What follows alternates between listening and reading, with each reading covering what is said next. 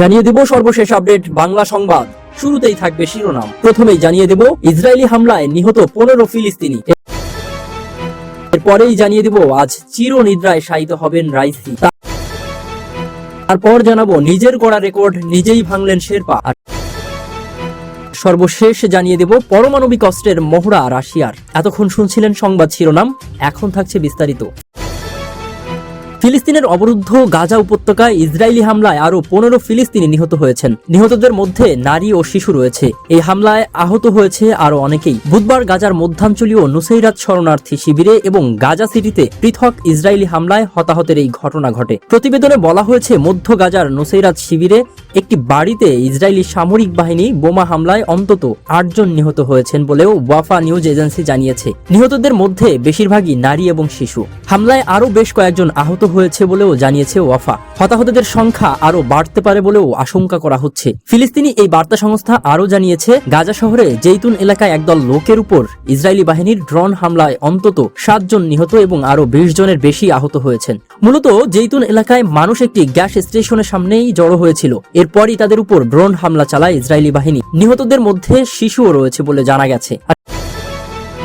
এদিকে হেলিকপ্টার দুর্ঘটনায় নিহত ইরানি প্রেসিডেন্ট ইব্রাহিম রাইসি আজ চিরনিদ্রায় শায়িত হবেন।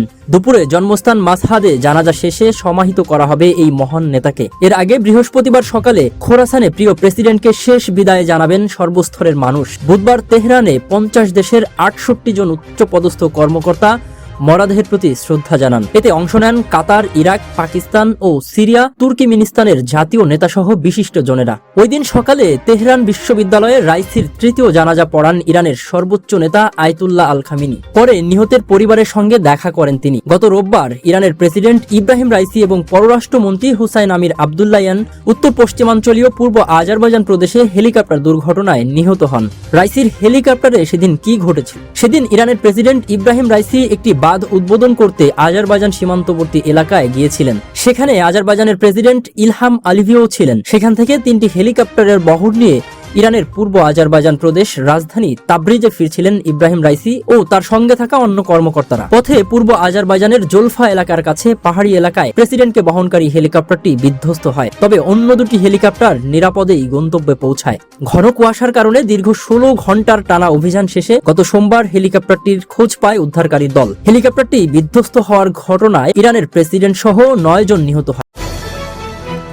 আর এদিকে বিশ্বের সর্বোচ্চ শৃঙ্গ মাউন্ট এভারেস্ট পর্বত আরোহীদের স্বপ্ন থাকে এই পর্বতের চূড়ায় স্পর্শ করার। কেউ যদি একবার এভারেস্টের চূড়ায় নিজের পদচিহ্ন রেখে যেতে পারেন, ধন্য ধন্য রব উঠে যায়। আর যদি কেউ একবার, দুইবার নয় 30 বারের মতো এভারেস্টের শীর্ষে ওঠেন, তাহলে কেমন হয়? এমনটাই হয়েছে। বুধবার নিজের স্বপ্ন সত্যি করেই 30তম বারের মতো এভারেস্টের চূড়ায় পদচিহ্ন রেখেছেন তিনি। এক প্রতিবেদনে এমনটাই জানিয়েছে যুক্তরাষ্ট্রভিত্তিক গণমাধ্যম CNN। এভারেস্ট জয়ের এটা 30তম বার, নতুন রেকর্ড। এভারেস্ট জয়ের এটা নতুন রেকর্ড। এর আগে সবচেয়ে বেশি 29 বার এভারেস্ট জয়ের রেকর্ডও ছিল তার নামেই। এবার তিনি নিজের রেকর্ড নিজেই ভাঙলেন। এ যেন নিজের সঙ্গে নিজেরই মোকাবেলা। এভারেস্ট সংশ্লিষ্ট একজন কর্মকর্তা জানান, এটি ছিল 10 দিনের মাথায় এভারেস্ট ম্যানের দ্বিতীয় এভারেস্ট আরোহণ।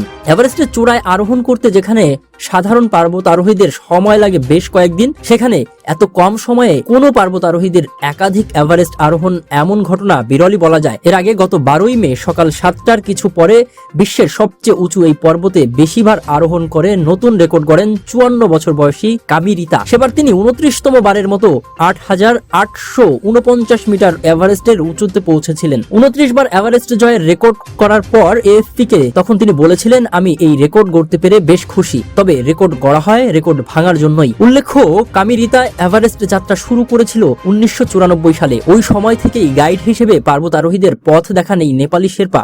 এরপর থেকেই প্রায় প্রতি বছরই 29,000 ফুট উঁচু এই এভারেস্ট শৃঙ্গটি জয় করেছেন তিনি। এর মধ্যে বাদ পড়েছে কেবল 2014, 2015 আর 2020 সাল।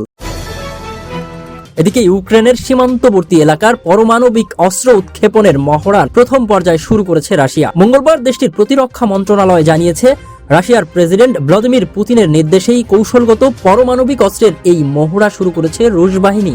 মহড়ার প্রথম ধাপে ইস্কান্দার এবং কিনজাল ক্ষেপণাস্ত্র ব্যবহার করা হয়েছে।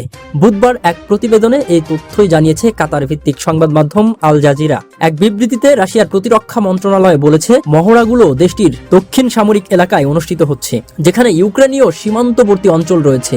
তবে মহড়ার সঠিক অবস্থান এবং সময় জানায়নি মন্ত্রণালয়। মন্ত্রণালয় আরও জানিয়েছে, মহড়ার প্রথম ধাপে ইস্কান্দার ও কিনজাল ক্ষেপণাস্ত্র রয়েছে। এছাড়া নন স্ট্র্যাটেজিক বা অকৌশলগত পারমাণবিক অস্ত্র মোতায়েন ও ব্যবহারের জন্য প্রস্তুতিও নেওয়া হবে এই মহড়ায়। এই সামরিক মহড়ায় রাশিয়ার সাউদার্ন মিলিটারি ডিস্ট্রিক্টর ক্ষেপণাস্ত্র বাহিনীর অংশ নেওয়ার কথাও রয়েছে। রাশিয়ার প্রতিরক্ষা মন্ত্রণালয় জানিয়েছে, রাশিয়ার ফেডারেশনের বিরুদ্ধে কিছু পশ্চিমা কর্মকর্তার উস্কানি এবং হুমকিমূলক বিবৃতির জবাবে কৌশলগত পারমাণবিক অস্ত্র মহড়া চালানো হচ্ছে। রাশিয়ার আঞ্চলিক অখণ্ডতা এবং সার্বভৌমত্ব নিশ্চিত করাই এই মহড়ার প্রধান উদ্দেশ্য। পারমাণবিক বিশ্লেষকরাও বলছেন, ইউক্রেনের যুদ্ধে পশ্চিমাদের বিরত রাখতে পুতিনের সতর্ক সংকেত হিসেবে এই মহড়ার পরিকল্পনা করা হয়েছে। ইউক্রেনকে অস্ত্র ও গোয়েন্দা তথ্য দিয়ে সহায়তা করছে পশ্চিমা দেশগুলো, কিন্তু সেনা পাঠায়নি তারা। গত বছরই কৌশলগত পারমাণবিক অস্ত্র স্থাপনের কথা জানিয়েছিল রাশিয়া। সেখানে বেলারুশও থাকবে বলে দুই দেশই জানিয়েছিল। শত্রুদের প্রতি তাক করা এই অকৌশলগত পারমাণবিক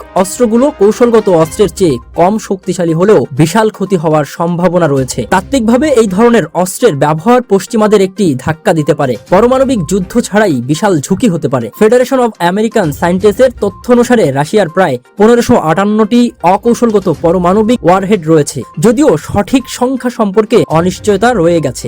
আজকের খবর এই পর্যন্তই। পরবর্তী খবর সবার আগে পেতে চ্যানেলটি সাবস্ক্রাইব করে আমাদের সাথেই থাকুন।